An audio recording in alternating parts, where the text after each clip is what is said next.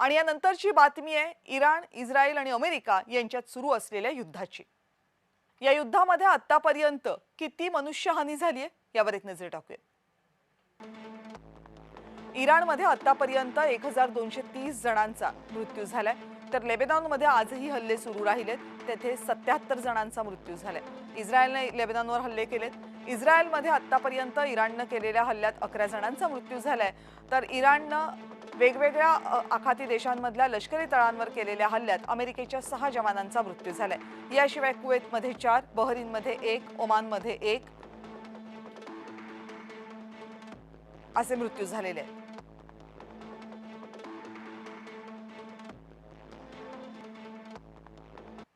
आणि Iran America युद्ध एका अर्थाने भारताच्या किनाऱ्यावर येऊन ठेपले असं म्हटलं तर चुकीचं ठरणार नाही, कारण भारतातून परतणाऱ्या एका इराणी युद्धनौकेवर अमेरिकेने हल्ला केला, ज्यामध्ये युद्धनौका पूर्णपणे बुडाली आहे।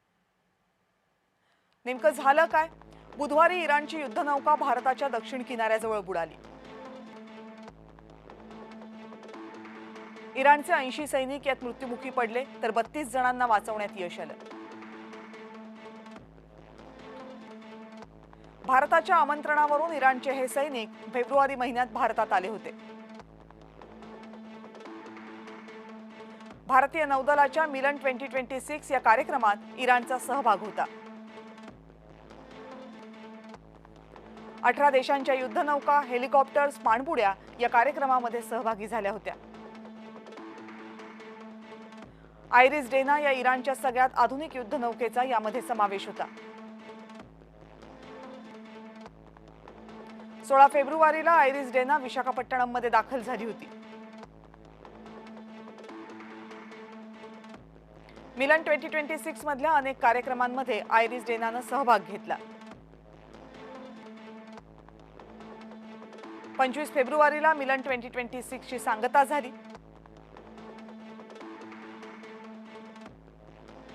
परतीच्या प्रवासादरम्यान 4 मार्चला ही युद्धनौका हिंद महासागराच्या आंतरराष्ट्रीय हद्दीत होती। अमेरिकन पाणबुडीमधून आयरिस डेनावर हल्ला झाला।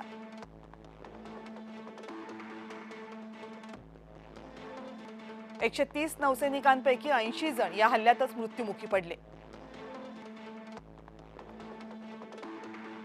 श्रीलंकन नौदलाने 32 जणांना वाचवलं, काही जण अजूनही बेपत्ता आहेत। इराणच्या युद्धनौकेला शांत मृत्यू दिला अशी प्रतिक्रिया यावर अमेरिकेने दिली। भारतीय नौदलाची पाहुणी असलेली आमची युद्धनौका बुडाली अशी प्रतिक्रिया इराणने दिली। आणि या सगळ्या घटनेवर भारताने अद्याप कोणतीही प्रतिक्रिया दिलेली नाही।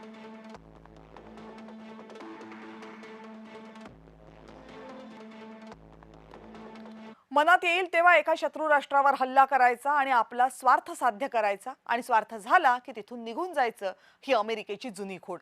त्यामुळे इराण अणुबॉम्ब बनवतोय आणि इराण अमेरिकेवर क्षेपणास्त्र हल्ले करण्याच्या तयारीत होता, म्हणून आम्ही त्यांच्यावर हल्ला केला या अमेरिकेच्या दाव्यावर विश्वास ठेवणं फारच कठीण आहे। युद्ध सुरू झाल्यावर अमेरिका गंभीर आरोप करते, पण काही काळ लोटल्यावर ते आरोप तितकेसे खरे नव्हते हे समोर येतं।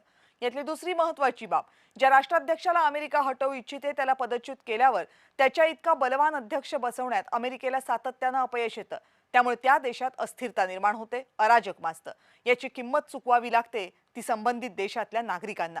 अमेरिकेचं काहीच नुकसान होत नाही, आणि म्हणूनच यावर्षी इराणवर आरोप करून अमेरिकेने युद्ध सुरू केलंय खरं, पण खामेनींच्या पश्चात इराणचे सूत्र ज्या व्यक्तीकडे जातील ती व्यक्ती तो देश स्थिर ठेवू शकेल का, हा कळीचा मुद्दा आहे।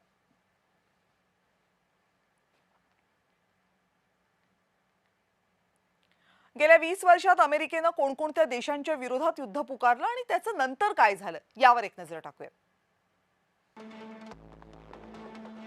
2001 साली अमेरिका अफगाणिस्तानमध्ये आली। 9/11 हल्ल्याचा बदला म्हणून लादेनला शोधण्याचा निर्धार करत अमेरिका अफगाणिस्तानमध्ये घुसली। लादेन अफगाणिस्तानमध्ये लपून बसलाय असं सांगत आक्रमण केलं।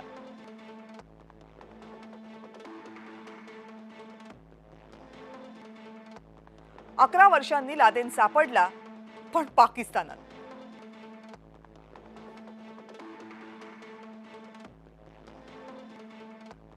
मग अमेरिका अखेरपर्यंत तालिबानचा पूर्ण पराभव करण्याचा प्रयत्न करत राहिली, पण ते काही होऊ शकलं नाही।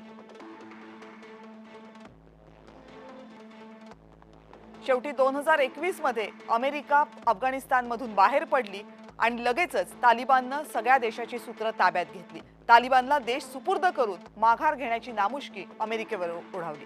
2003 मध्ये अमेरिका इराकमध्ये गेली.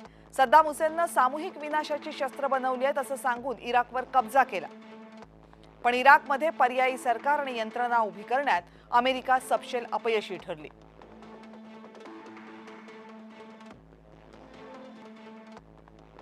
याच अनागोंदीमध्ये आयसिस या अत्यंत क्रूर आणि विध्वंसक संघटनेचा जन्म झाला.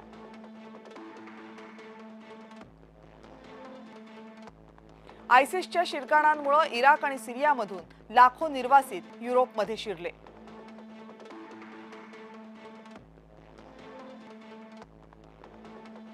दोन हजार 11 मध्ये अमेरिकेनं हेच लिबियाच्या बाबतीत केलं. अमेरिका प्रणित नेटो संघटनेनं तत्कालीन हुकुमशाह गद्दाफीला हुसकावून लावलं. पण नंतर स्थिर सरकार आणि यंत्रणा निर्माण करण्यात अमेरिका नाटो सपशेल अपयशी ठरले.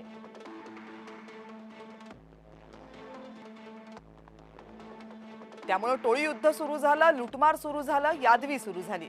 अमेरिकेचे अध्यक्ष होते बराक ओबामा. काही महिन्यांमध्ये लिबियामध्ये सुद्धा आयसिसचा शिरकाव झाला.